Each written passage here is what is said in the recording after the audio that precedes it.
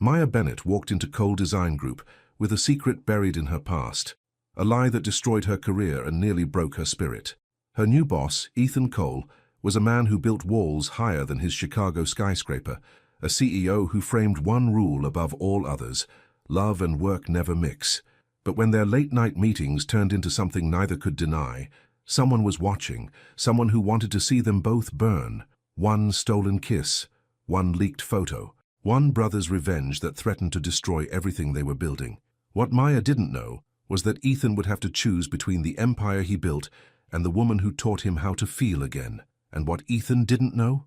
That choice would cost him everything he thought mattered. Subscribe and comment below if you've ever had to choose between your head and your heart, because this story is about to prove that sometimes the biggest risk leads to the greatest reward. Maya stood outside the tall glass building and took a deep breath.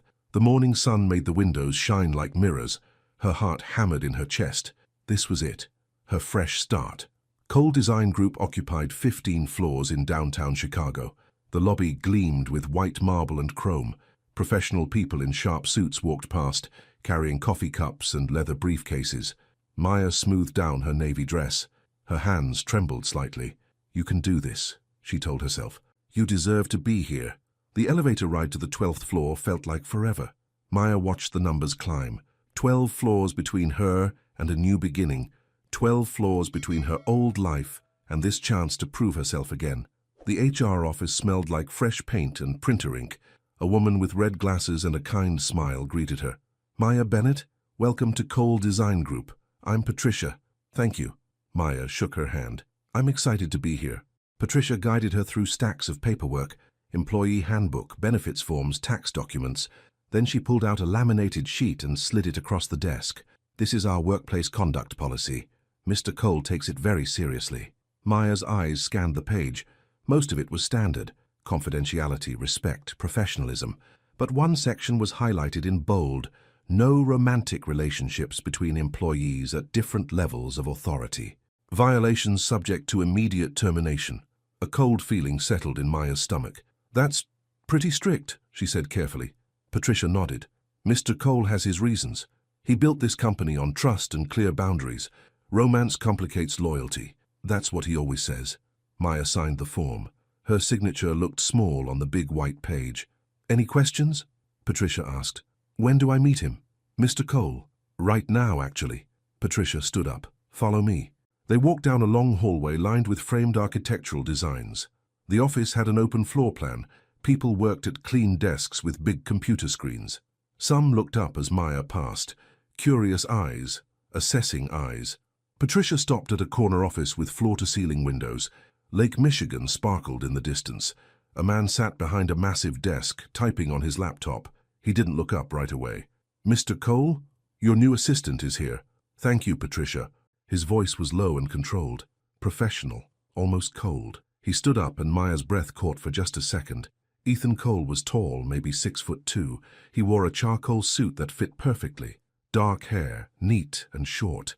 Strong jawline, blue eyes that looked right through you. He was handsome, sure, but that wasn't what struck her.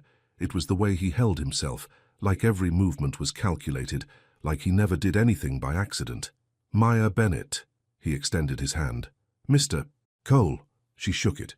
His grip was firm and brief. "Have a seat." Maya sat in the leather chair across from his desk.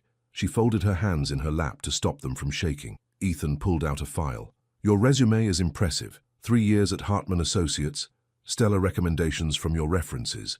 Degree in communications with honors." He looked up. "Though I notice you left your previous position rather suddenly." Maya's throat went dry. Here it was.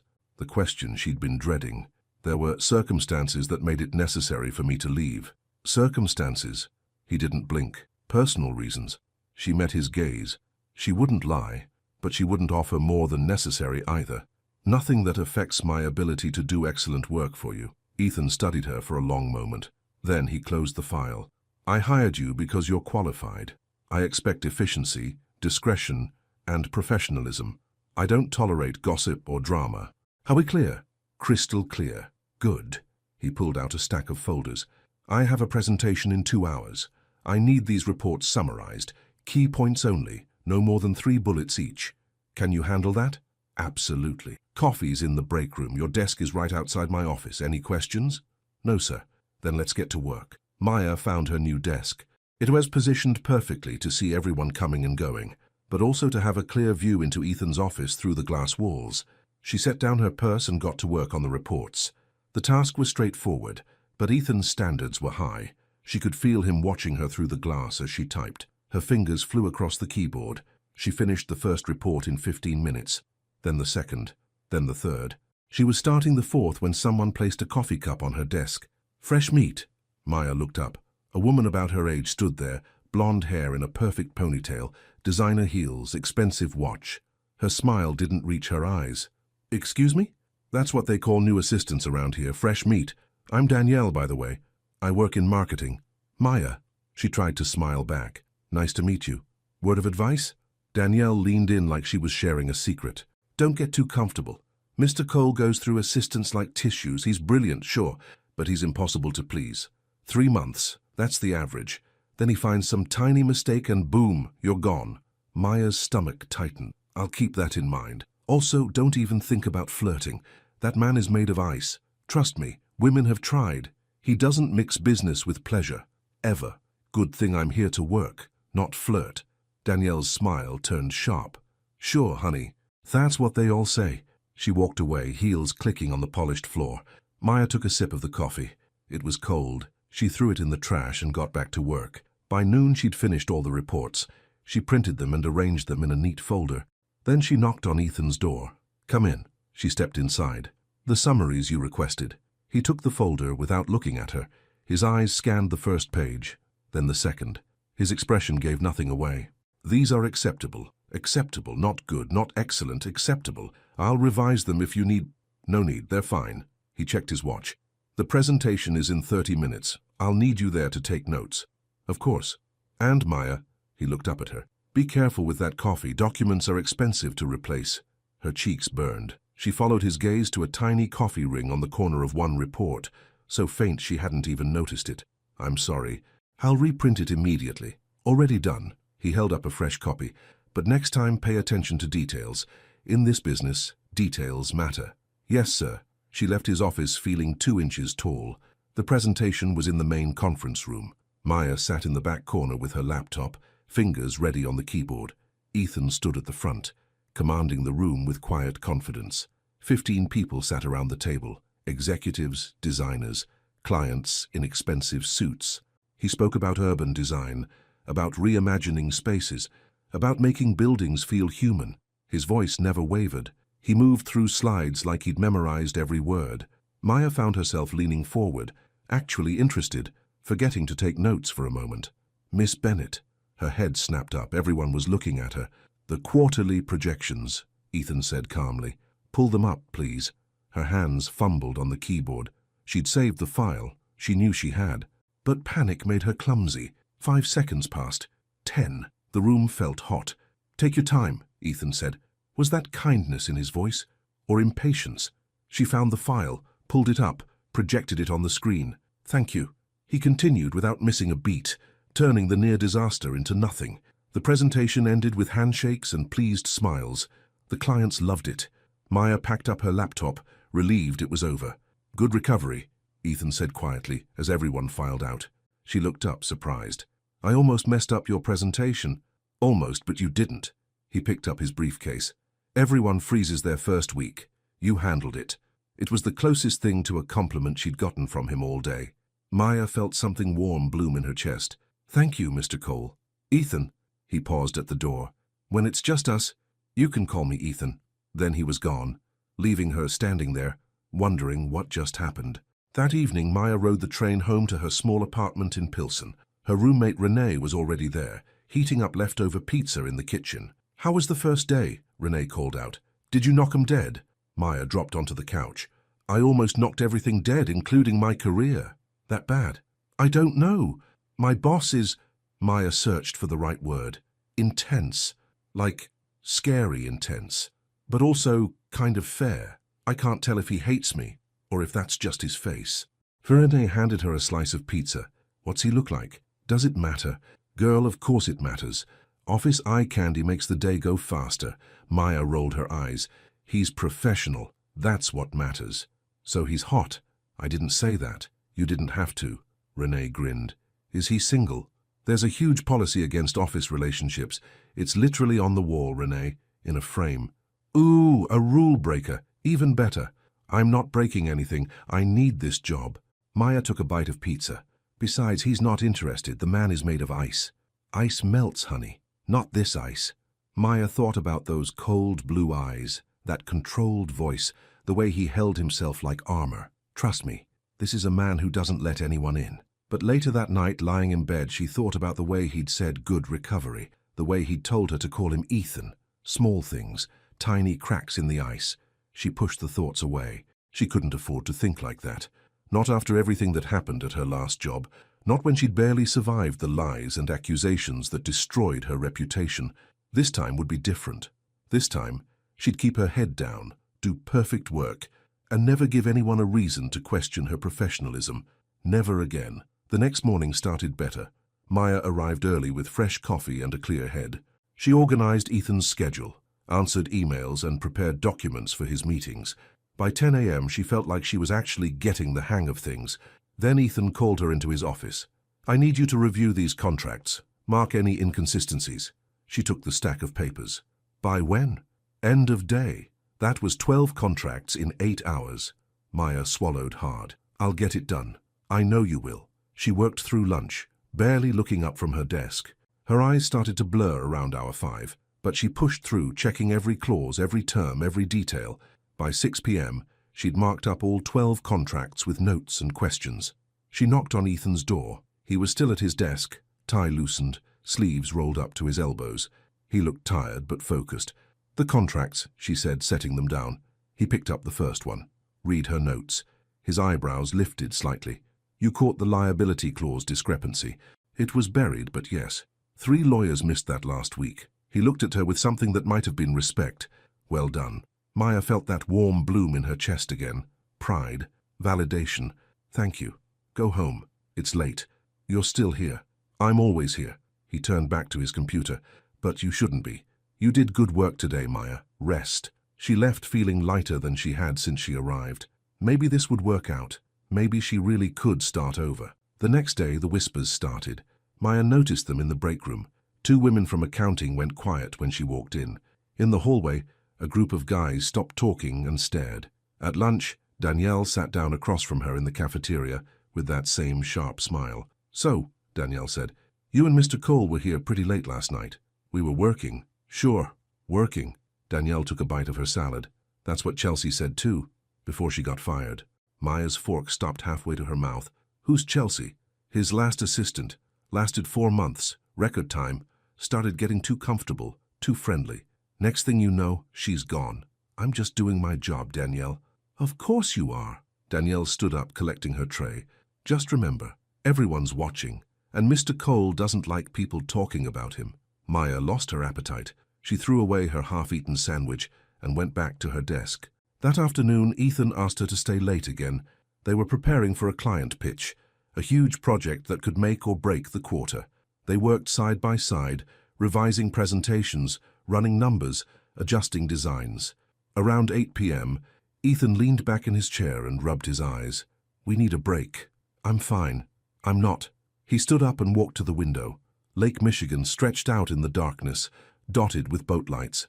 5 minutes. Then we finish this. Maya joined him at the window. The city looked beautiful at night, peaceful. Do you ever leave this office? She asked before she could stop herself. Not often. That's sad. He glanced at her. Is it? Yeah. All this work, all this success. What's the point if you never enjoy it? The work is the point. He crossed his arms.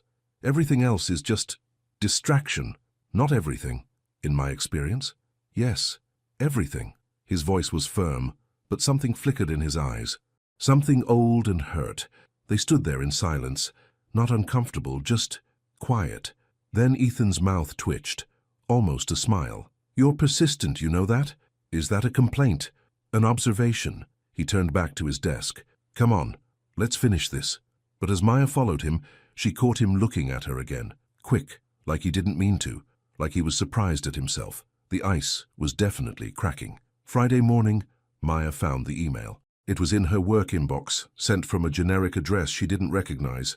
No subject line, just one sentence. Not again, right? You never learn. Her hands started shaking. She read it 3 times, 4 times. The words blurred together. Not again. Someone knew. Someone here knew about Hartman Associates, about the accusations, about everything she'd run from. Maya's breath came short. The office walls felt like they were closing in.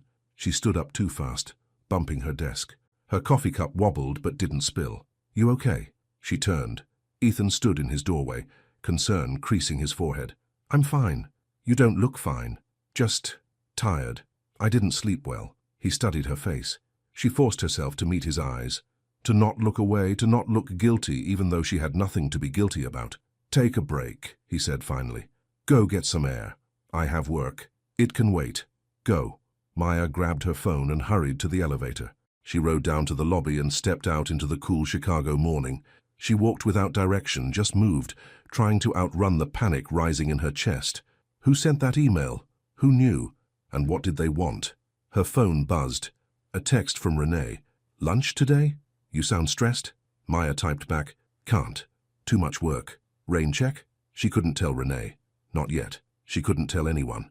If word got out that she was the Maya Bennett from the Hartman scandal, she'd be done. Again. Fired. Blacklisted. Destroyed. She'd been accused of having an affair with her married boss at Hartman Associates. The accusation was a lie, a cruel, calculated lie spread by a jealous co-worker. But lies don't care about truth. They spread like fire. By the time Maya proved her innocence, her reputation was ashes. She'd left before they could fire her, left before the whispers became screams. And now someone here knew. Maya leaned against a building and closed her eyes. She wanted to cry. She wanted to quit. She wanted to disappear. But she'd worked too hard to run again. She took a deep breath, then another. She straightened her shoulders and walked back to the office. The rest of the day passed in a fog. Maya worked mechanically, checking her email every few minutes. No more messages, just that one sentence hanging over her like a threat. Around 4 p.m., Ethan called her into his office. Sit down. She sat. Her heart hammered. Something's wrong, he said. It wasn't a question. I'm fine. Maya. He leaned forward. I've been watching you all day. You're distracted, nervous. That's not like you. I told you I'm just tired. Is someone bothering you? The question hit her like cold water. She opened her mouth, closed it. How did he know? If someone in this office is making you uncomfortable, Ethan continued, his voice low and serious, I need to know. Now. Maya wanted to tell him. God, she wanted to tell him everything. But fear locked the words in her throat. It's nothing I can't handle. That's not what I asked. They stared at each other. His blue eyes were intense, searching, like he could pull the truth out of her just by looking. I appreciate your concern, Maya said carefully, but I promise I'm okay. Ethan sat back. He didn't look convinced. My door is always open. Remember that. I will. As she stood to leave, he spoke again. Maya, she turned. You're a good assistant. Better than good. Don't let anyone make you feel otherwise. Something cracked inside her chest. The kindness in his voice, the sincerity. It was almost too much. Thank you, she whispered. She made it back to her desk before the tears came. Just a few. Quick. She wiped them away before anyone could see. But Ethan saw. Through his glass office wall, he watched her wipe her eyes. His jaw tightened. His hands curled into fists on his desk. Someone was hurting her, and he was going to find out who. That evening, Maya stayed late to finish a report. Most of the office had emptied out. The lights were dim. Her desk lamp made a small circle of warmth in the darkness. She was so focused on her computer that she didn't hear him approach. Still here? Maya jumped. Ethan stood beside her desk, jacket off, looking as tired as she felt. Almost done. You work too hard, says the man who never goes home. Touché. He smiled, actually smiled. It transformed his whole face, made him look younger, softer, human. Maya forgot to breathe for a second. I'm ordering dinner, Ethan said. Ty okay? You don't have to. I'm hungry. You're hungry, and neither of us is leaving for another hour. Thai or Italian? Thai. Good choice. They ate in his office, containers spread across his desk, shoes kicked off, ties loosened. It felt strange, informal, like they were actual people instead of boss and assistant. Tell me something. Ethan said, twirling noodles on his fork. Why design? What do you mean? You studied communications. You could work anywhere. Marketing, PR, media. Why a design firm? Maya thought about it. I like the idea of building things that last. Words are great, but they fade. Buildings stay, they become part of people's lives. That's a good answer. What about you? Why design? Control. He said it simply, like it was obvious. When you design something, you control every detail, every line, every angle, every choice. Nothing is random, nothing is left to chance. That sounds exhausting. It is. He looked at her. But it's safer than the alternative, which is chaos, unpredictability, trusting things you can't control. Maya set down her fork. You can't control everything, Ethan. I can try. But at what cost? He didn't answer, just looked at her with those blue eyes, and she saw something in them she hadn't seen before. Loneliness. Deep, aching loneliness. I should get back to work, Maya said softly. Yeah. He cleared his throat. Me too. But neither of them moved. They sat there in the quiet office, surrounded by takeout containers and papers, and something shifted between them. Something neither of them was ready to name. Finally, Ethan stood. Thank you for staying late. Part of the job. Still, I appreciate it. He paused at the door. And Maya, if you ever need to talk about anything, and I mean anything, I'm here. I know. After he left, Maya sat alone at his desk, staring at the city lights. Her phone buzzed. Another email. Her heart stopped. But it wasn't the anonymous sender. It was from HR, marked urgent. Reminder. All employees must complete updated harassment training by Monday. Failure to comply will result in disciplinary action. She deleted it and packed up her things. As she rode the elevator down, she thought about Ethan's words. I'm here. Could she trust him? Could she tell him the truth about her past? Or would he look at her differently? Would he believe the lies like everyone else had? Maya stepped out into the Chicago night. The answer felt impossibly far away. But one thing was certain. The ice was melting, and that scared her more than any anonymous email ever could. Saturday morning, Maya woke to 17 missed calls. She grabbed her phone, heart racing. Most were from her friend Renee. 2 were from numbers she didn't recognize, and 1 was from the office. She called Renee first. Finally, Renee answered on the first ring. Girl, you need to check your Instagram. Now. What? Why? Just look. Call me back. Maya opened Instagram with shaking hands. Her notifications were flooded. Comments, tags, messages from people she hadn't talked to in years. Then she saw it. Someone had posted a photo of her and Ethan from last night. They were standing by the window in his office, both holding takeout containers, both smiling. The angle made them look close. Too close. Intimate. The caption read, CEO and his assistant working late again. Sure, Jan. Maya's stomach dropped. The post had been shared hundreds of times. Comments piled up underneath. Here we go again. Didn't she learn her lesson? Same girl, different boss, classic. Her hands trembled so badly she almost dropped the phone. Someone had connected her to the Hartman scandal. Someone had dug up her past and put it on display for everyone to see. The room spun. She couldn't breathe. Her phone rang. An unknown number. She answered without thinking. Maya Bennett? A woman's voice, professional and cold. Yes? This is Jennifer from HR at Cole Design Group. We need you to come in Monday morning. 8 a.m. sharp. There's been a complaint. A complaint about what? We'll discuss it Monday. Please don't be late. Click. Maya sat on her bed, phone still pressed to her ear, listening to dead air. Everything she'd worked for, gone. Again. Because of a lie. Because someone wanted to destroy her. She called Ethan. It rang 4 times before going to voicemail. Hi, this is Ethan Cole. Leave a message. It's Maya. Call me back, please. It's urgent. She waited. 1 hour. 2 hours. Nothing. By Sunday afternoon, she'd convinced herself he'd already heard, already believed the rumors, already decided she wasn't worth defending. Renee came over with wine and pizza and righteous anger. This is garbage, Renee said, pacing Maya's tiny living room. You weren't doing anything wrong. Doesn't matter, it looks wrong, that's all people care about. So what? You gonna let them win? Again? Maya pulled her knees to her chest. What choice do I have? HR called. I'm probably getting fired Monday. Not if you fight back. I can't fight rumors, Renee. I tried that at Hartman. You know what happened. Renee sat down beside her. This Ethan guy, do you trust him? Maya thought about Thursday night, the takeout, the conversation, the way he'd looked at her like she mattered. I don't know. she whispered. I want to, but wanting isn't the same as knowing. Then find out, before they make the decision for you. Monday morning arrived like a death sentence. Maya got dressed in her most professional outfit. Black slacks, white blouse, hair pulled back tight. Armor. The train ride downtown felt endless. Every person who looked at her phone made Maya's heart race. Were they looking at the picture? Were they judging her? She arrived at the office at 7:45. The lobby was quiet. Early. She rode the elevator up, each floor making her stomach sink lower. The 12th floor was chaos. People stood in clusters, whispering. Eyes followed her as she walked to her desk. Someone laughed. Someone else shushed them. Danielle walked past with a sympathetic smile that felt like a knife. HR's waiting for you. Maya set down her purse. Her hands wouldn't stop shaking.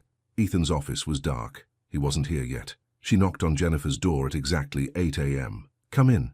Jennifer sat behind her desk, a printed copy of the Instagram post in front of her.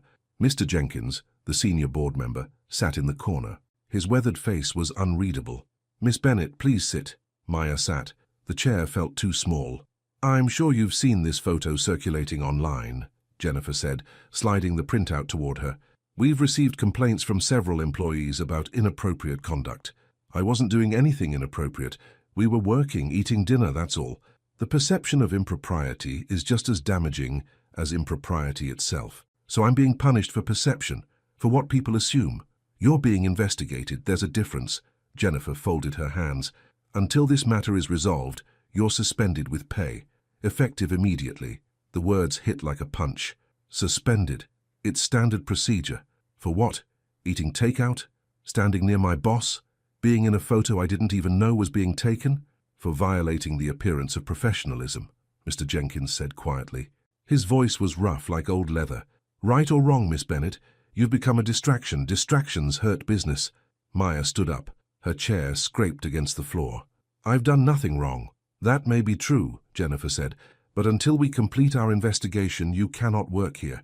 Please collect your personal items and leave the building. Where's Ethan? Does he know about this? Mr. Cole has been informed. Then why isn't he here defending me? Neither of them answered. Maya walked out on legs that didn't feel like her own. She packed up her desk, a coffee mug, a framed photo of her and Renee, a small, succulent plant that was already dying. People watched. Some pretended not to. Others didn't bother hiding their stares. She rode the elevator down alone. The doors closed on her reflection. A black woman holding a cardboard box, trying not to cry. The lobby was full now. Morning rush. People coming to work while she was leaving. Outside, rain had started to fall. Of course it had. Maya stood under the building's overhang, box in her arms, nowhere to go. Her phone buzzed. A text from an unknown number. Told you. Rules always win. She almost threw her phone. Almost screamed. But she just stood there letting the rain hit her shoes, letting the cold seep in. Maya. She turned. Ethan stood behind her, drenched from the rain, still wearing his jacket from the weekend. He looked like he'd been running. What are you doing here? Her voice came out flat, defeated. Looking for you. I just heard about the suspension. I came straight from where? Where were you this weekend when I called? When I needed you? He flinched. I was dealing with my brother. It's complicated. I should have called back. I'm sorry. Sorry doesn't help me. I'm suspended. Because someone took a photo of us eating dinner. Because people think... Her voice broke. They think I'm doing what I was accused of at my last job. They think I'm some kind of... Stop! He stepped closer. Rain dripped from his hair. I know what happened at Hartman Associates. Maya's world tilted. What? I know about the accusations. The affair that never happened. The co-worker who lied. He looked right at her. I knew before I hired you. Then why? Because I did my research. Real research. I talked to people who actually knew you. People who told me the truth. His jaw tightened. I knew you were innocent. That's why I hired you. Tears burned her eyes. If you knew, then why aren't you up there fighting for me? I am fighting for you. I spent the last hour arguing with the board, but they're scared. The photo went viral in our industry. Clients are asking questions. The board won't budge until the investigation is complete.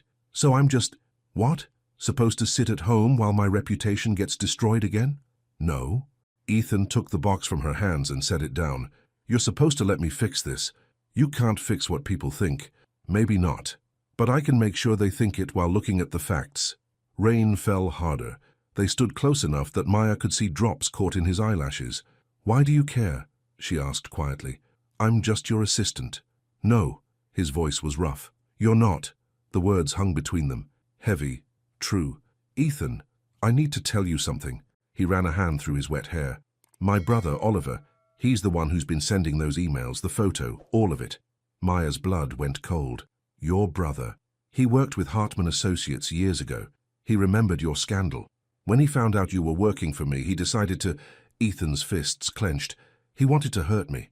You got caught in the crossfire. Why would he want to hurt you? Old wounds, family drama.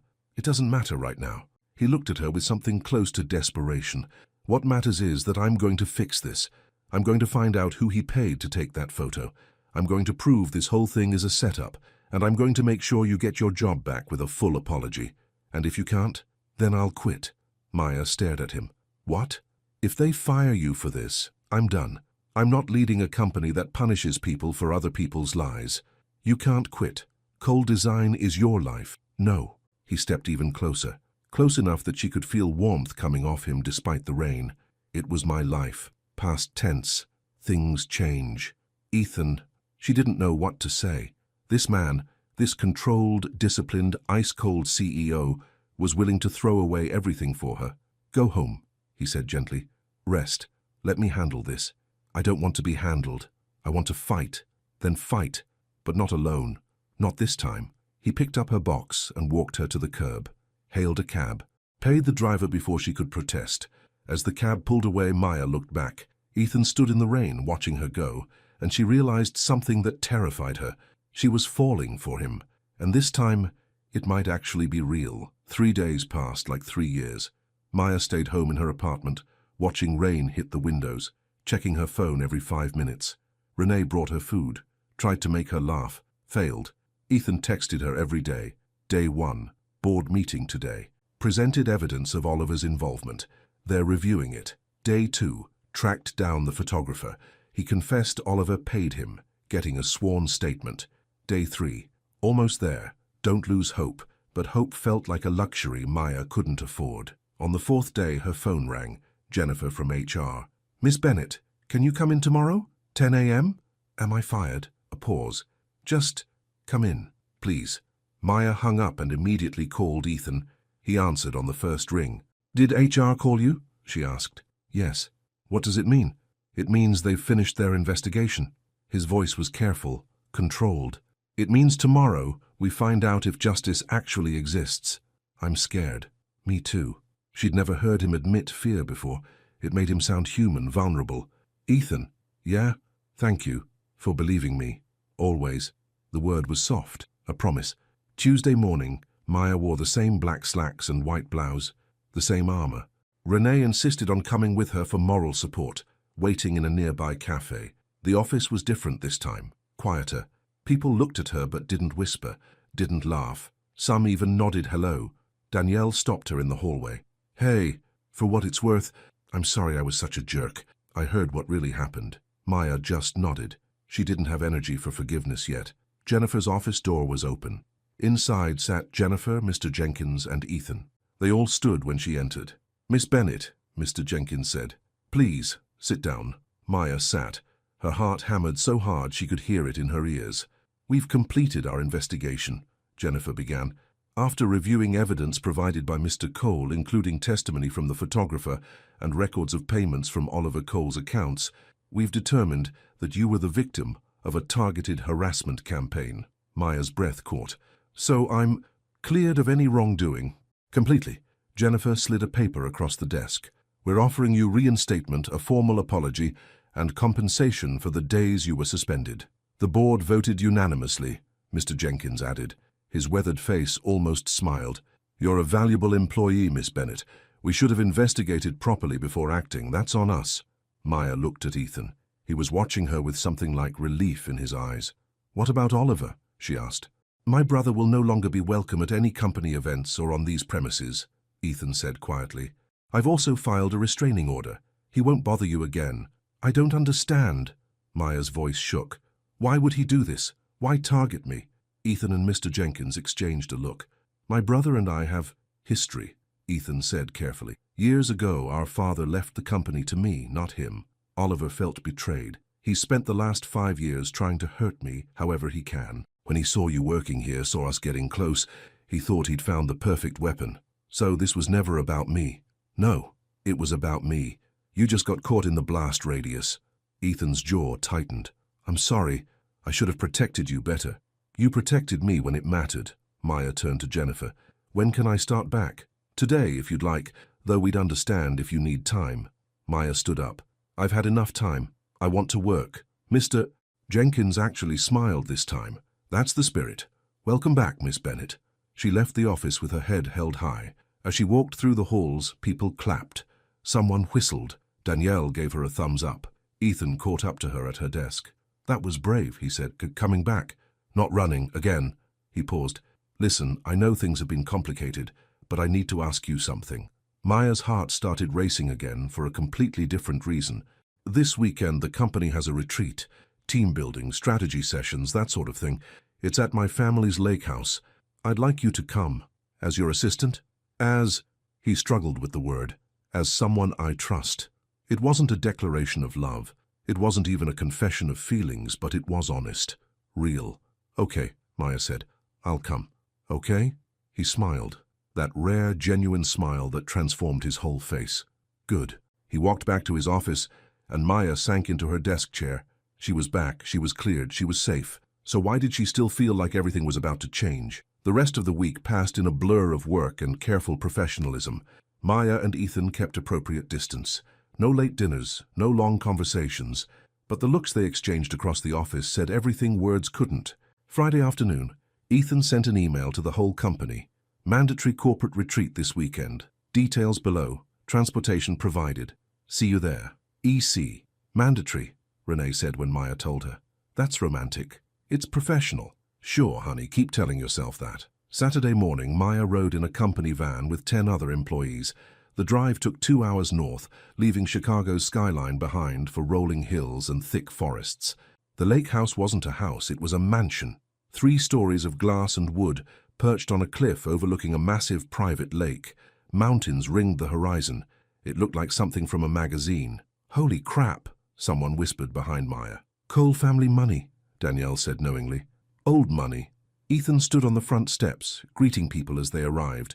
When Maya stepped out of the van, his eyes found hers immediately. You made it. Did I have a choice? It was mandatory. You always have a choice. The weekend was supposed to be about team building. They played trust exercises and problem-solving games, had strategy sessions about upcoming projects, ate catered meals on the huge back deck overlooking the water. But Maya couldn't stop watching Ethan. The way he moved through the crowd, the way he listened when people talked, the way he kept glancing at her when he thought no one was looking. Saturday evening after dinner, people scattered, some playing cards, some walking by the lake, some already heading to bed. Maya stood on the deck alone, watching the sunset paint the water gold and pink. The air smelled like pine and clean water. Beautiful, isn't it? She didn't turn. She knew his voice by now. It's perfect. Ethan came to stand beside her, close, but not touching. My grandfather built this place, said everyone needs somewhere they can breathe. Do you come here often? Not anymore, too many memories. Good ones? Some. He leaned against the railing. Before everything fell apart with Oliver, we used to come here every summer. Swim all day, build bonfires at night. We were close once. Hard to believe now. Maya wanted to touch his hand, to offer comfort, but she kept her distance.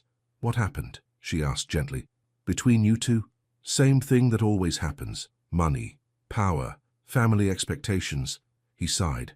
Our father had a stroke 5 years ago. Before he died, he left me the company. Oliver thought he deserved it more. Maybe he was right. Maybe I wasn't ready. You've built something incredible. At what cost? He looked at her. I lost my brother.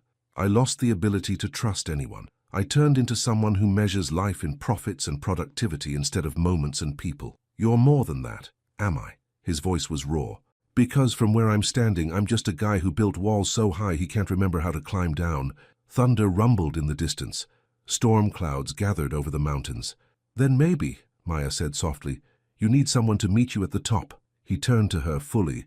The fading light caught his face, making his eyes impossibly blue. Is that an offer? Before she could answer, The sky opened up. Rain poured down in sheets. People shrieked and ran inside, laughing. Maya and Ethan stood there getting soaked, neither moving. "We should go in," he said. "Probably." But neither of them moved. They just stood there in the rain, looking at each other. And Maya knew, she absolutely knew, that everything was about to change. "Come on." Ethan took her hand. Actually took her hand. His palm was warm and rough. "I want to show you something." He led her around the house to a boathouse by the water. Inside, it was dry and smelled like old wood and canvas. Candles sat on shelves.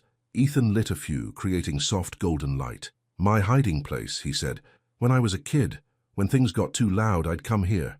They sat on an old bench, dripping wet, surrounded by boats covered in tarps and life jackets hanging on walls. "Thank you," Maya said, "for this week, for believing me, for fighting for me. I told you, I always will." "Why?"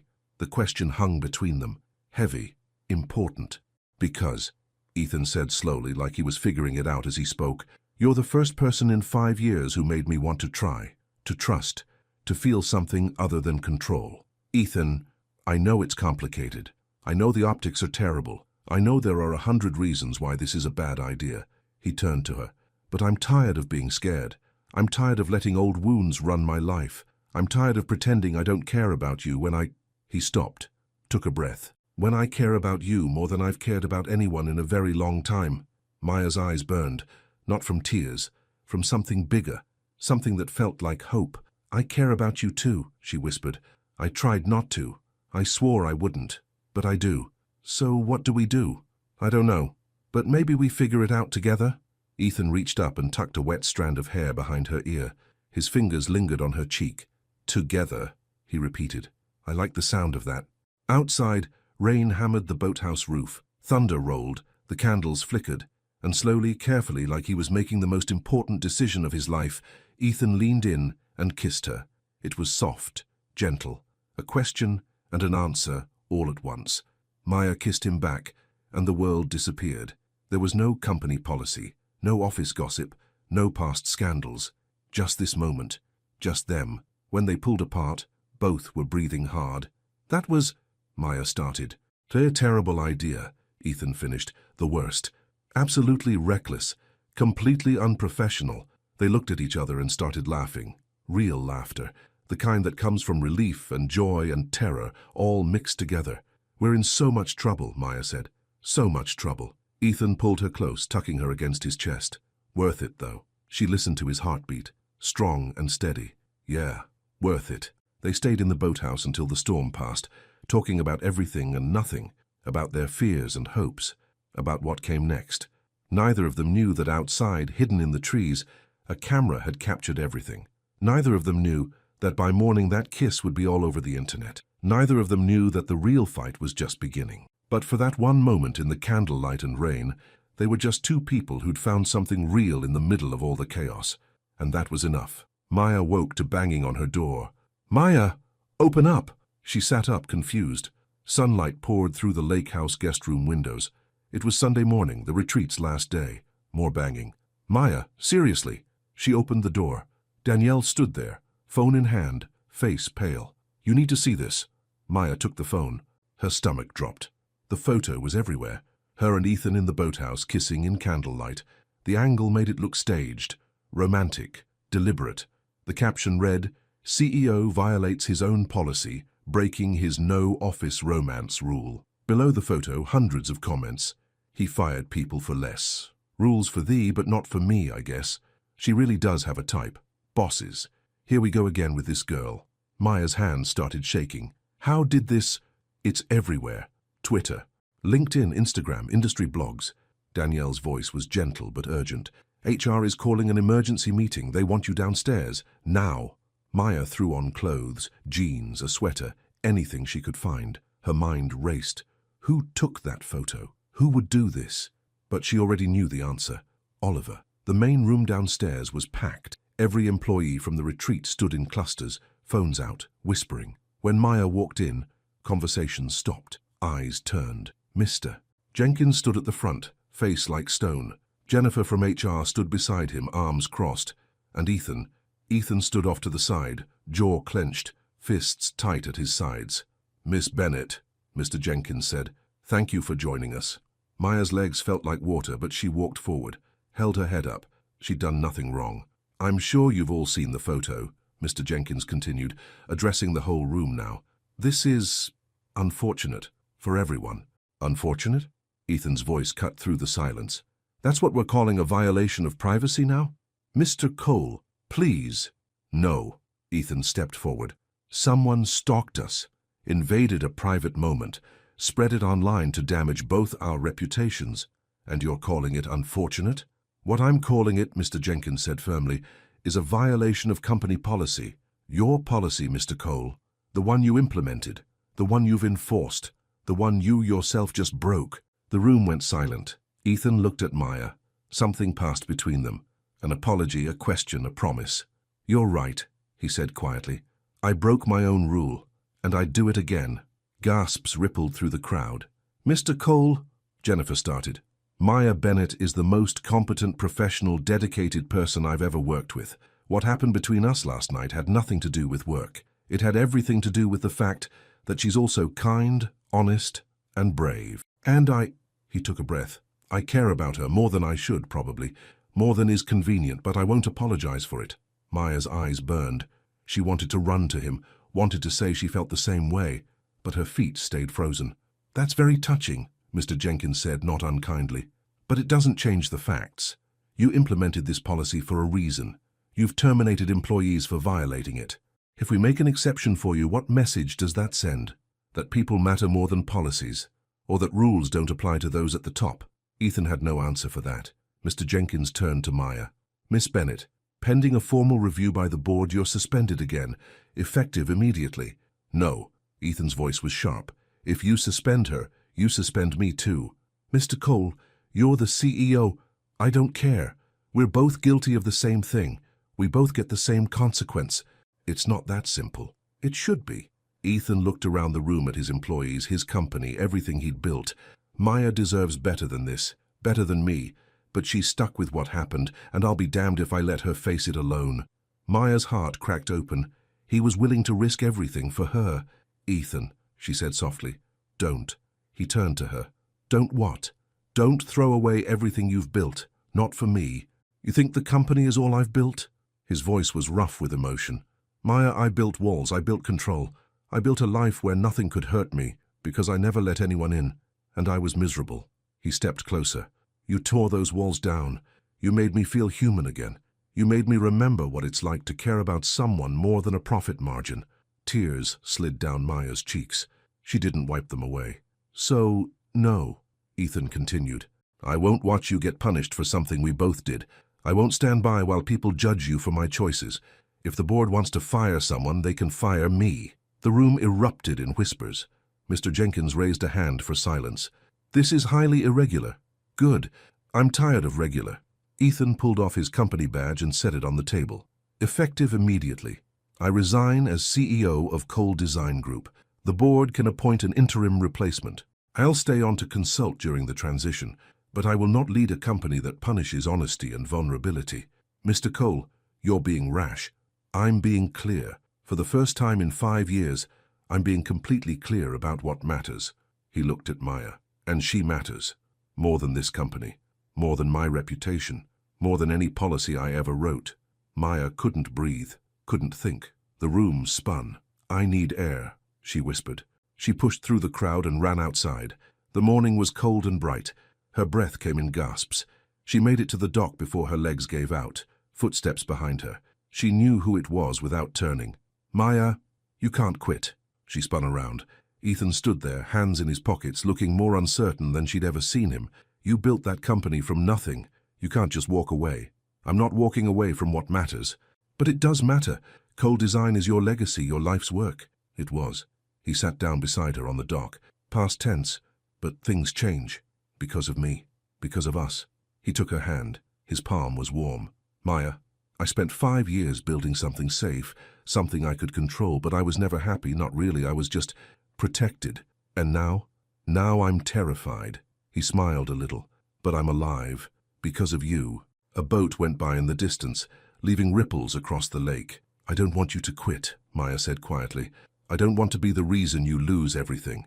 You're not taking anything from me. You're giving me something back. He squeezed her hand. A reason to care. A reason to try. A reason to be more than just a CEO hiding behind policies. But what about me? I'm suspended again. Probably fired. My reputation is fixable.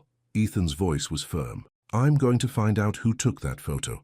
I'm going to prove Oliver is behind this, and I'm going to make sure everyone knows the truth. And if you can't, then we start over, together. He lifted her hand to his lips and kissed her knuckles. If you'll have me. Maya looked at him.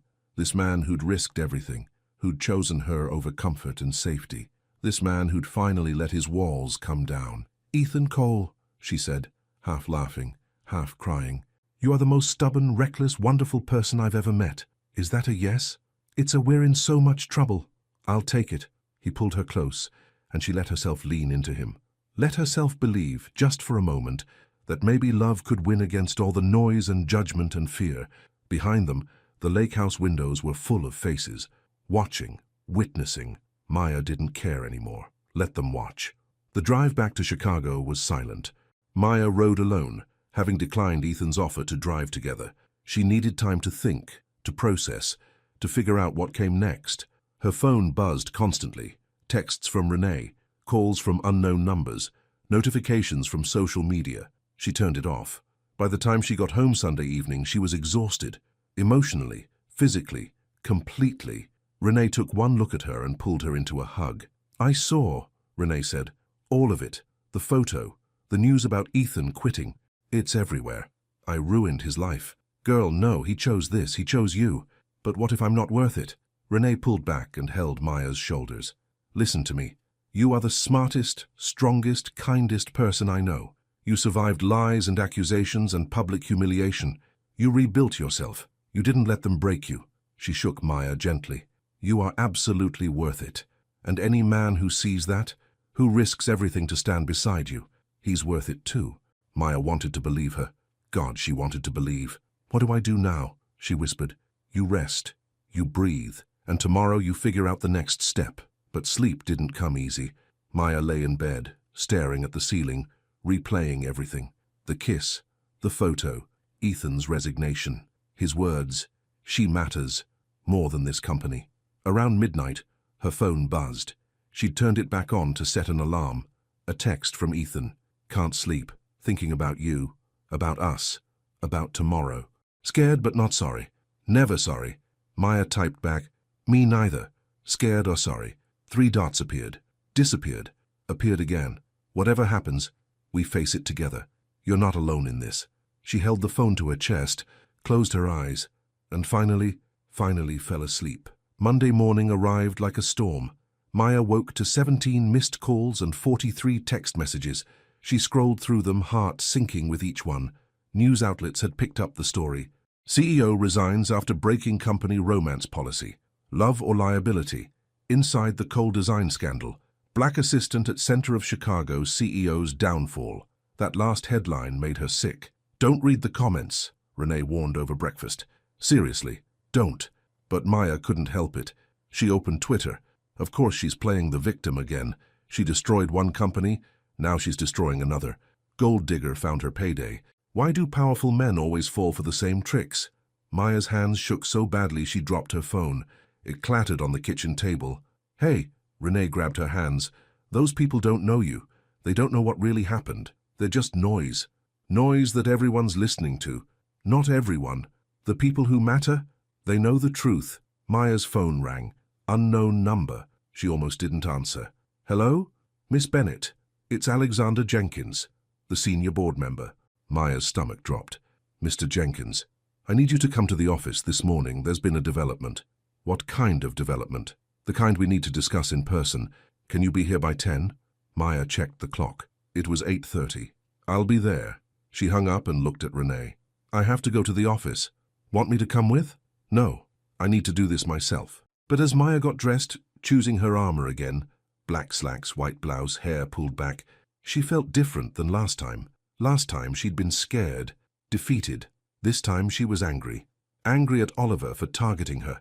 Angry at the board for caring more about optics than truth. Angry at a world that punished vulnerability and called it professionalism. She arrived at Cole Design Group at 9:45. The lobby felt different, colder, or maybe that was just her. The elevator ride up felt longer than usual, each floor a reminder of everything she'd gained and lost here. Friendship, purpose, love. Mr. Jenkins's office door was open. Inside sat Jennifer, two other board members Maya vaguely recognized, and Ethan. He stood when she entered. Their eyes met. He looked tired but determined. "Miss Bennett," Mr. Jenkins said, "thank you for coming. Please sit." Maya sat. Ethan remained standing. "We've spent the last 24 hours investigating the circumstances around the photograph," Mr. Jenkins began. "We've traced the original post to an anonymous account. That account was funded through a shell company, and that shell company," he paused, "is owned by Oliver Cole." Maya's breath caught. "We also found evidence," Jennifer added, "that Oliver Cole hired a private investigator to follow you and Mr. Cole. The photographer who took the picture has come forward with a statement. He's willing to testify that he was paid by Oliver to surveil you both and capture compromising images." "So this was all a setup," Maya said, "from the beginning." "It appears so. Oliver's intention was to damage both your reputation and his brother's position within the company." Mr. Jenkins folded his hands. What he didn't anticipate was Mr. Cole's reaction. All eyes turned to Ethan. "I meant what I said," Ethan said firmly. "I resign, effective immediately. Mr. Cole, I'm done. I'm done with policies that value appearance over honesty. I'm done leading people while pretending I don't have a heart. I'm done sacrificing my humanity for profitability." He looked at Maya. "And I'm done watching people I care about get hurt because I'm too afraid to stand up." Silence filled the room. Then Mr. Jenkins did something unexpected. He smiled. "Good," the older man said.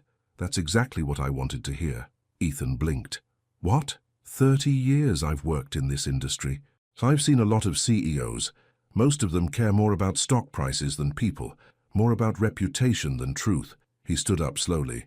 "But you, Mr. Cole, you just proved you're not one of them. I don't understand." "The board met last night. Emergency session. We reviewed everything, the evidence, the timeline, Mr. Oliver Cole's involvement, and we made some decisions." He looked at Maya.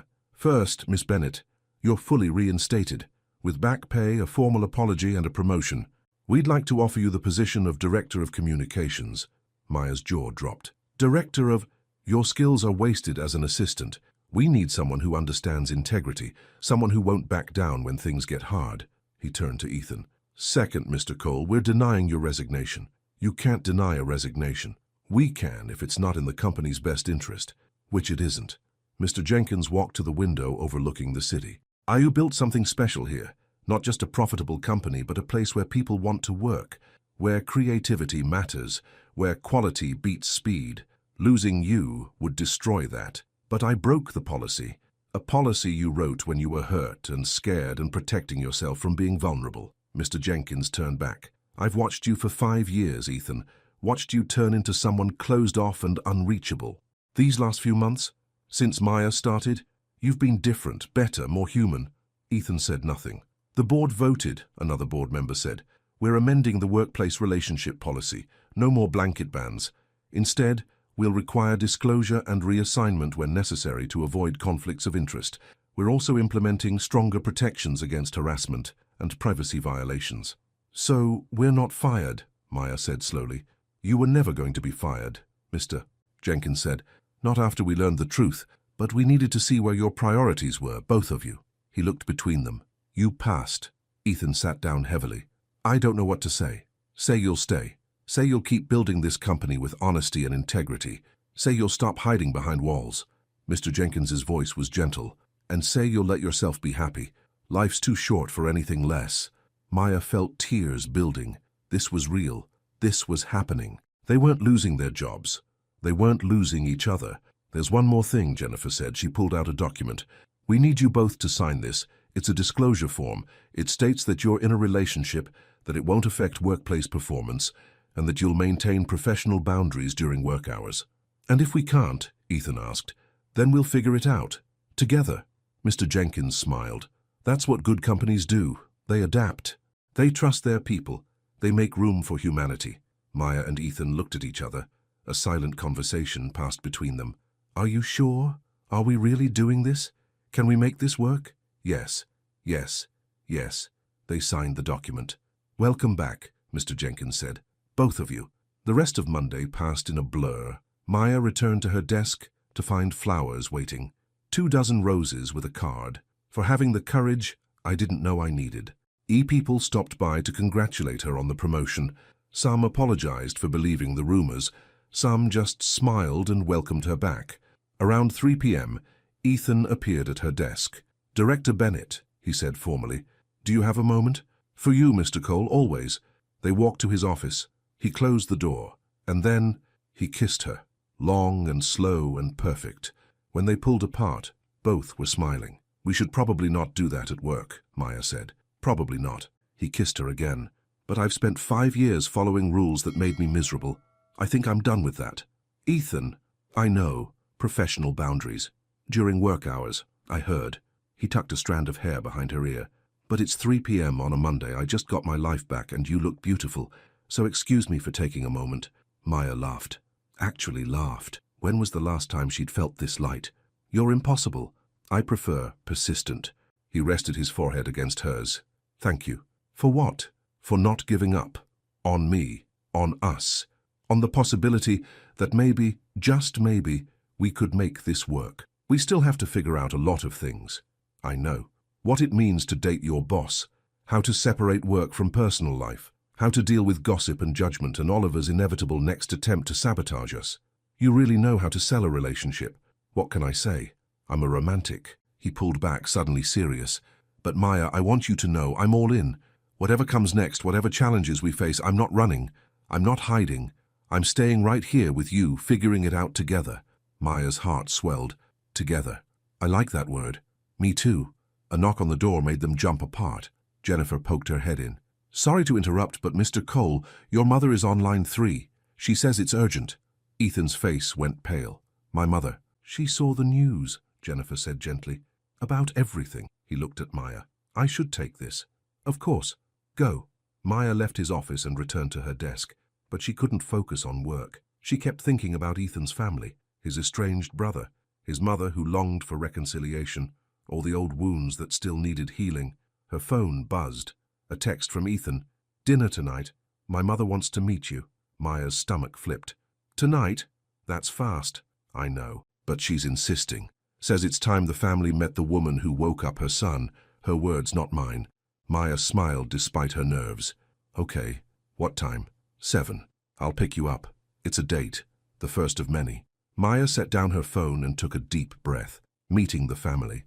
This was real. This was serious. This was terrifying. But maybe, just maybe, it was also exactly what they both needed. Ethan picked Maya up at 6:30. He wore dark jeans and a navy sweater, casual for him. His hair was slightly messy, like he'd been running his hands through it. "Nervous?" Maya asked as she got in his car. "Terrified." He pulled away from the curb. "My mother can be intense." "Good intense or bad intense?" "Both. She's loving and generous, but she doesn't hold back. If she thinks something, she says it." He glanced over. "Fair warning, she's going to ask you a million questions. About us. About everything. Your family, your childhood, your dreams, your favorite color. She believes you can know someone's heart by the little details." Maya smoothed down her dress. Simple black, appropriate for meeting a boyfriend's mother. Boyfriend. Was that what Ethan was now? They hadn't actually defined it. "What did you tell her?" Maya asked. "About us?" "The truth. That I met someone who changed everything. That I'm happier than I've been in years. That I'm falling." He stopped, cleared his throat. "That I care about you. A lot." Maya's heart skipped. He'd almost said falling in love. Almost. They drove north to Evanston, where old money lived in big houses with manicured lawns. Ethan pulled into a circular driveway. The house was beautiful, brick and ivy, glowing warm windows, a wraparound porch. "This is where you grew up?" "Yeah, me and Oliver, a lifetime ago." They walked to the front door. Before Ethan could knock, it swung open. A woman in her mid-50s stood there, silver streaking through her dark hair, bright blue eyes. Ethan's eyes. She wore a simple cardigan and jeans, barefoot, smiling wide. "Ethan," she pulled him into a hug. "My boy, I'm so glad you're here." "Hi, Mum." She released him and turned to Maya.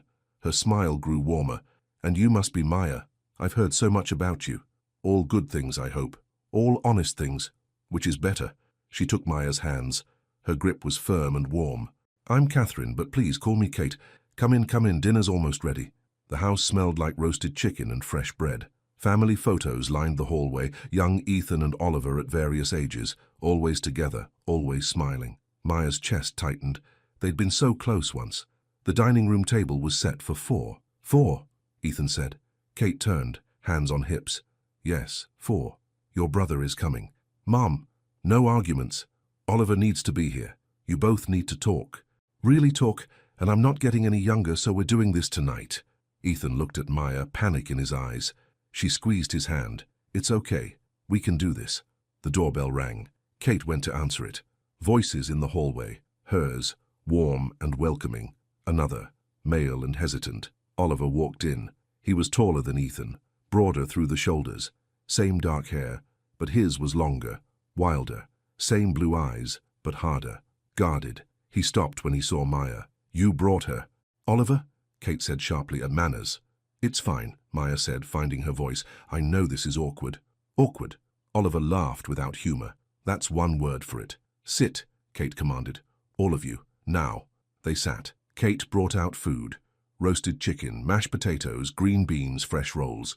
Comfort food. The kind of meal meant for healing. For a few minutes no one spoke. Just the sound of forks on plates. The ticking of a grandfather clock in the corner. Finally Kate set down her fork. "Enough, we're going to talk about this." "Mom," both brothers said at once. "No. You two have been avoiding each other for 5 years. 5 years of holidays alone. 5 years of birthdays without calls. 5 years of holding on to hurt like it's a prize." Her voice cracked. "Your father would be ashamed." Oliver flinched. Ethan went very still. "Dad left the company to Ethan," Oliver said quietly. "That was his choice. His clear choice." "Because Ethan was ready," Kate said gently. "Not because he loved you less. Felt like it." "I know." Kate reached across the table and took Oliver's hand. Then Ethan's. "But your father's decision doesn't have to define the rest of your lives. Your brothers, your blood. You're supposed to be each other's greatest ally, not each other's enemy." Silence. Then Oliver looked at Maya. "I'm sorry." Maya blinked. "What?" "For the emails, the photos, the harassment." He swallowed hard. "I was angry at Ethan. I wanted to hurt him the way he hurt me, but I never considered that I was destroying an innocent person's life in the process. That was wrong. Cruel. I'm sorry." Maya didn't know what to say. This man had tried to ruin her, had dug up her past and weaponized it, had invaded her privacy and spread lies. But he looked genuinely remorseful, broken even. "Why?" she asked. "Why target me specifically?" "Because Ethan cared about you. I could see it in the way he looked at you, talked about you. I hadn't seen him care about anything, anyone in years, and I was jealous." Oliver's voice was rough. "Jealous that he had someone when I had no one. Jealous that he could move on when I was still stuck in the past." "That's not Maya's fault," Ethan said firmly. "I know." Oliver looked at his brother. "None of this is her fault. It's mine, and yours, and Dad's for putting us in this position. But mostly mine, for letting bitterness turn me into someone I don't recognize." Kate wiped her eyes with a napkin. "That's the first honest thing you've said in 5 years." Oliver laughed a little. "Yeah, well, rock bottom has a way of making you see clearly." Ethan stared at his plate. His jaw worked like he was trying to find words. "I'm sorry too," he finally said, "for not reaching out, for letting the silence grow, for being so caught up in proving I deserved the company that I forgot what actually mattered, which is family, connection, the fact that no amount of success means anything if you're alone." Oliver's eyes were bright. "When did you get so wise?" "When I met someone who wasn't afraid to call me out." Ethan glanced at Maya. "She has a way of making walls feel stupid." Maya felt heat in her cheeks. "I didn't do anything." "You did everything." Ethan turned back to Oliver. "I don't expect us to fix 5 years in one night. I don't expect you to forgive me or forget what happened, but I want to try, if you're willing." Oliver looked at his brother for a long moment. Then he extended his hand across the table. "I'm willing." Ethan shook it. The grip held. Neither let go. Kate sniffled loudly. "Finally, my boys, together again." Maya felt tears building. This was what healing looked like. Messy and uncomfortable and brave. 2 people choosing to reach across old wounds and try again. They finished dinner with lighter conversation.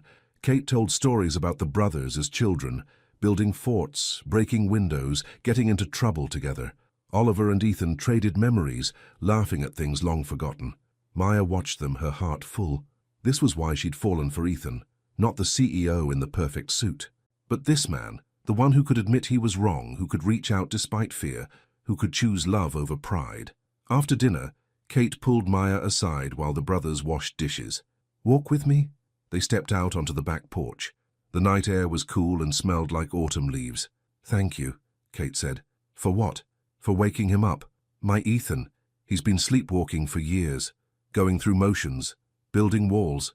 I watched him turn into someone cold and closed off, and I couldn't reach him." She looked at Maya. "But you did. You reminded him what it means to be alive. He did the same for me," Maya said softly. "I was so scared when I started working there, scared of being hurt again, of people finding out about my past, of never being trusted." She smiled. "But Ethan believed me, even when no one else did.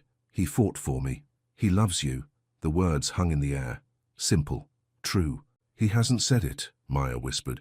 "He will when he's ready, when he's not terrified that saying it out loud will somehow break the spell." Kate squeezed Maya's hand. "But I can see it.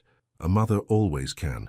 The way he looks at you, talks about you, lights up when you enter a room. That's love.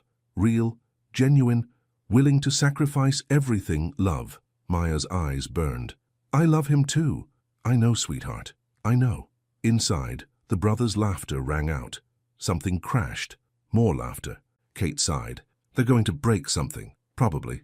Want to go referee? Let them have this moment. They've earned it." They stood on the porch in comfortable silence, two women watching the night sky, both holding on to hope. Later, Ethan drove Maya home. They were quiet for most of the drive, but it was a good quiet, comfortable, peaceful. "Your mum is wonderful," Maya said. "She likes you." "How can you tell?"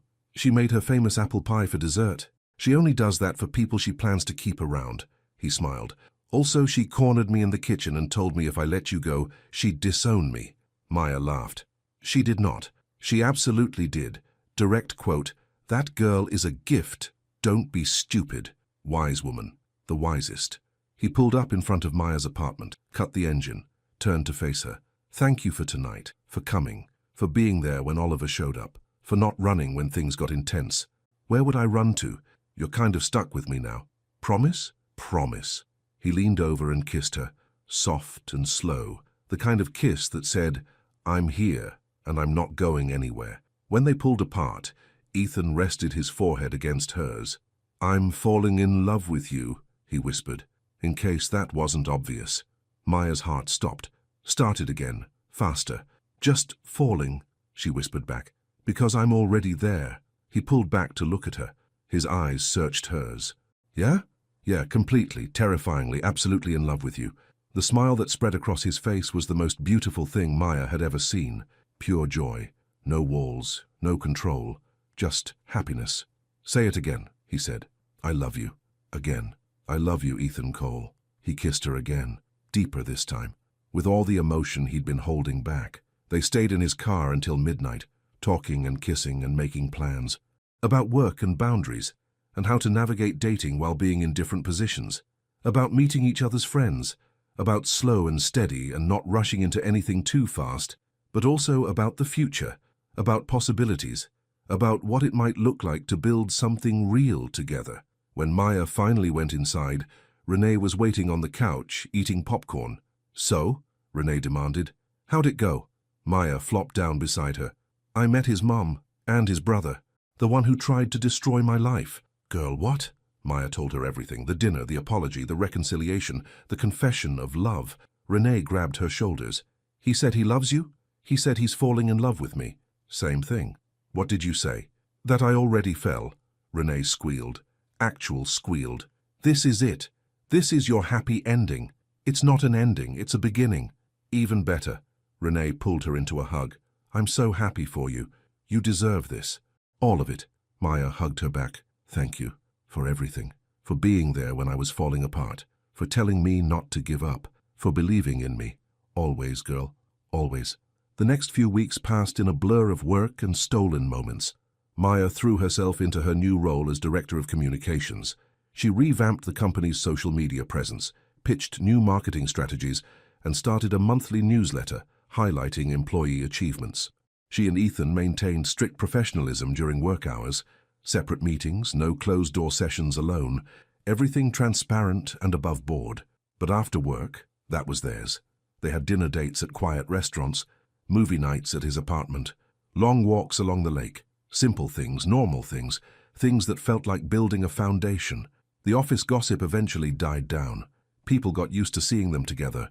Some even seemed happy about it. "So you're good for him," Mr. Jenkins told Maya one afternoon. "He smiles now, actually smiles, didn't know the man's face could do that." 3 weeks after the dinner at Kate's house, Ethan called a company-wide meeting. Everyone gathered in the main conference room. Curious faces, uncertain energy. Ethan stood at the front, Maya beside him.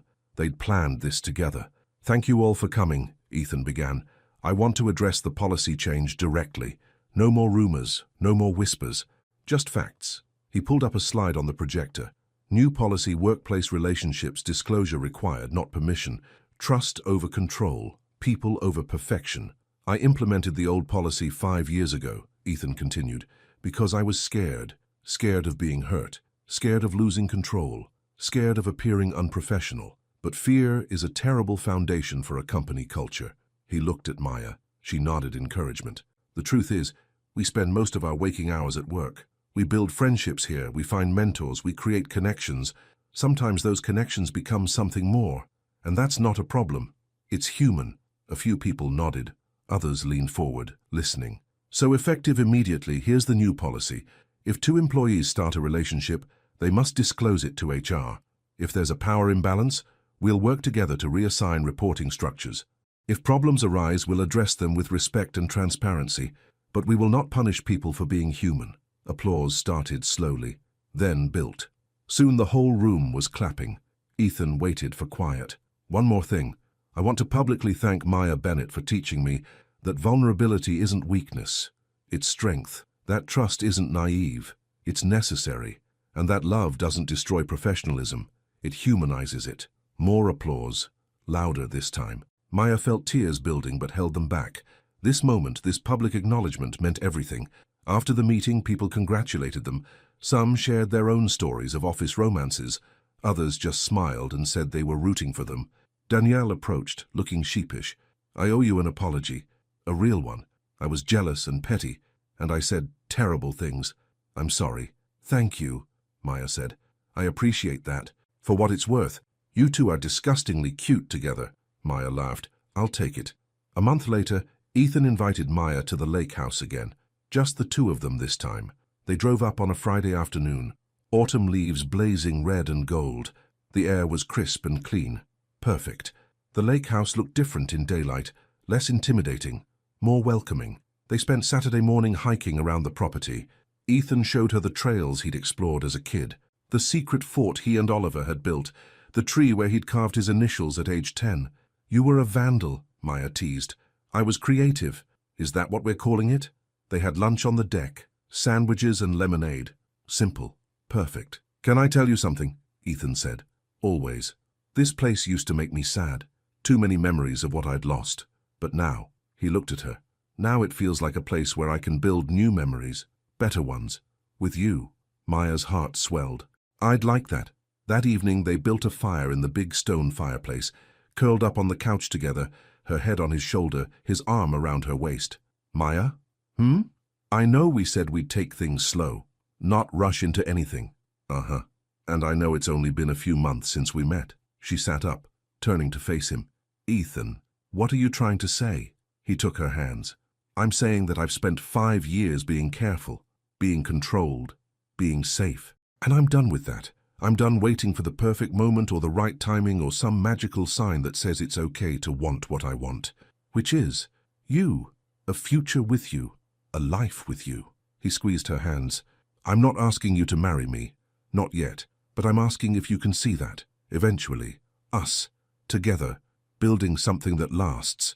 Maya's eyes filled with tears, happy tears, overwhelming, beautiful tears. "Yes," she whispered, "I can see it. I want it. Yeah? Yeah. You and me, together, for as long as you'll have me." He pulled her close and kissed her, long and slow and full of promise.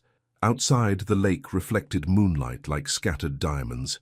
Inside, Two people who'd been broken and scared and guarded finally let themselves believe in something beautiful. Hope, trust, love, the real kind, the hard kind, the kind that required vulnerability and risk and choosing each other every single day. But they were ready. Finally, completely ready. 6 months later, Maya stood in front of her bathroom mirror adjusting her dress. It was a simple ceremony, just family and close friends at Kate's house in Evanston. "You ready?" Renee asked from the doorway. She wore a lavender bridesmaid dress and looked beautiful. "I'm ready." "No nerves?" "Terrified, but the good kind of terrified." Renee grinned.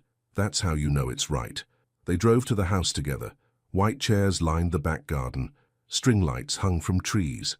It looked like something from a magazine. Kate rushed over when Maya arrived. "You look stunning, absolutely stunning. Thank you for letting us do this here." "Are you kidding? I'm thrilled. I finally get to keep you in the family officially." Oliver appeared, wearing a suit and a genuine smile. "Hey, can I talk to you for a second?" Maya nodded. They stepped aside. "I just wanted to say thank you," Oliver said, "for giving me a second chance, for not holding grudges, for helping Ethan and me find our way back to each other. You did that yourselves. Maybe, but you made it possible." He pulled out a small box. "This was our grandmother's. She gave it to me before she died, told me to give it to someone worthy. I never found that person, but Ethan did." He opened the box, a delicate silver bracelet. "For you. Welcome to the family." Maya's eyes burned. "Oliver, just take it, please, before I get emotional and ruin my tough guy image." She hugged him. He hugged her back. Music started playing. Time to begin. Maya walked down the makeshift aisle, Renee beside her. Faces turned, friends from work, Kate beaming, Mr. Jenkins dabbing his eyes with a handkerchief. And at the end, standing under an arch of flowers, stood Ethan. He wore a grey suit. His hair was perfect, but his eyes were full of tears and love and pure joy. When Maya reached him, he took her hands. "Hi," he whispered. "Hi yourself." The ceremony was short and sweet. They'd written their own vows. Ethan went first. "Maya Bennett, you walked into my office 6 months ago and changed everything. You taught me that control is an illusion, that vulnerability is strength, that love isn't a distraction. It's the whole point." His voice cracked. "You tore down my walls and showed me what life could be when I stopped being afraid. I promise to spend every day earning the trust you've given me, to fight for us, to choose you, always." Maya wiped her eyes. "Ethan Cole, you believed me when no one else did. You fought for me when I was ready to give up. You showed me that trust isn't naive. It's brave." She smiled through tears. "You're my best friend, my partner, my home. I promise to love you through the easy days and the hard ones, to remind you to smile, to drag you away from your desk when you work too late, to build a life with you that's messy and real and absolutely beautiful." They exchanged rings, simple bands, solid, lasting. "I now pronounce you husband and wife," the officiant said. "You may kiss." Ethan pulled her close and kissed her. The crowd erupted in applause and cheers. When they pulled apart, both were grinning like idiots. "Mrs. Cole," Ethan said. "Mr. Bennett Cole," Maya corrected. "We talked about this." "Right, Mr. Bennett Cole." He kissed her again. I liked the sound of that. The reception was perfect. Dancing and laughter and toasts that were both funny and touching. Oliver gave a speech about brotherhood and second chances. Renee gave a speech about finding real love in unexpected places. Kate cried through her entire speech, but managed to say that she'd gained a daughter and couldn't be happier. As the sun set, Maya and Ethan snuck away to the dock. They sat with their feet dangling over the water, hands intertwined. "So," Ethan said, "we're married." "Yep, that's pretty permanent. That's the idea." "Good." He pulled her close.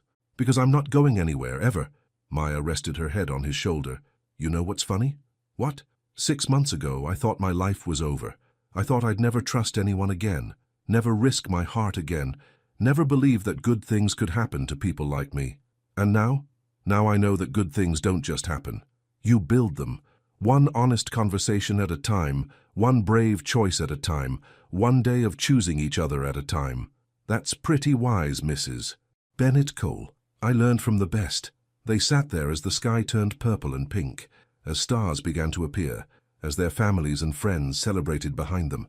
Two people who'd been broken and scared had found each other, had chosen vulnerability over protection, had built something real and lasting and beautiful, And this time, finally, the Memo was dead, buried with all the fear and control and walls that kept people apart. In its place, something better. Love, trust, hope. The real kind, the messy, brave, absolutely terrifying kind that changes everything. And they were ready for all of it. Together. Maya stood in the nursery, putting the final touches on the yellow walls. Neutral colors. They'd decided to be surprised. "You're supposed to be resting," Ethan said from the doorway. "I'm painting, not running a marathon." The doctor said light activity is fine. She set down the paintbrush and turned to him. "Stop worrying. Can't help it. That's my family in there." He placed a hand on her swollen belly. "Both of you." The baby kicked. They both laughed. "Someone's feisty," Maya said. "Gets it from you." "Definitely from you." Ethan pulled her close, carefully, gently. "I can't believe this is our life." "Believe it." CEO of a thriving company, married to an amazing woman, baby on the way. A year ago, I was eating takeout alone in my office, convinced walls were safer than people. And now I know better. Now I know that walls keep you safe, but they also keep you alone. And I'd rather risk everything for this, he gestured around the nursery, then to her belly, than have all the safety in the world. Maya kissed him. "Good answer." Her phone buzzed. A text from Renee. "Emergency. Need you. Now." Maya's heart jumped. "Renee needs me. Go, I'll finish painting." "You sure?" "Go. Take care of your friend." Maya drove to Renee's apartment, mind racing with worst-case scenarios. But when she arrived, Renee was smiling. "Emergency?" Maya demanded. "Yeah, look at this." Renee held up her phone. A text from a guy she'd been dating. "I think I'm falling for you." "Is that crazy?" Maya laughed. "You called me away from nursery prep for this? This is important. What do I say?" "The truth, that you're falling too, that it's not crazy, that sometimes the best things are the scariest things." Renee typed back, hit send, then looked at Maya. "When did you get so wise?" "When I stopped running from good things because I was scared of losing them." "Fair." Renee hugged her. "Thank you for everything, for being my best friend, for showing me that happy endings are real." "They're not endings," Maya said. "They're beginnings." That evening, Maya and Ethan sat on their back porch, watching the Chicago skyline light up. She leaned against him, his arms around her, both hands on her belly. "You know what I was thinking," Maya said. About that first day, when I walked into your office terrified and determined, when you looked at me like I was a problem to solve. I never—" "You did, and it was okay. We both had walls." She smiled. "But look at us now. Look at us now," he repeated softly. Inside, their home waited, full of warmth and light and promise. Outside, the city buzzed with life, and between them, a baby grew, a future taking shape. Maya thought about everything that had brought them here. The fear and doubt, the gossip and judgment, the choice to be vulnerable anyway, the decision to trust despite past wounds. None of it had been easy, but all of it had been worth it, because love, real love, wasn't about perfection. It was about showing up, being honest, choosing each other even when it was hard, especially when it was hard. "Ethan." "Yeah? I love you. I love you too." He kissed the top of her head. "Always. Always." They sat there until the stars came out. Two people who'd been broken and scared and guarded. Two people who'd taken the biggest risk of their lives and found something extraordinary. Each other. And every day after that they chose it again. Chose vulnerability. Chose trust. Chose love. The real kind. The messy, brave, absolutely terrifying kind that changes everything. And they lived it. Not perfectly, but honestly. Not easily, but fully. Together. Always together. The end.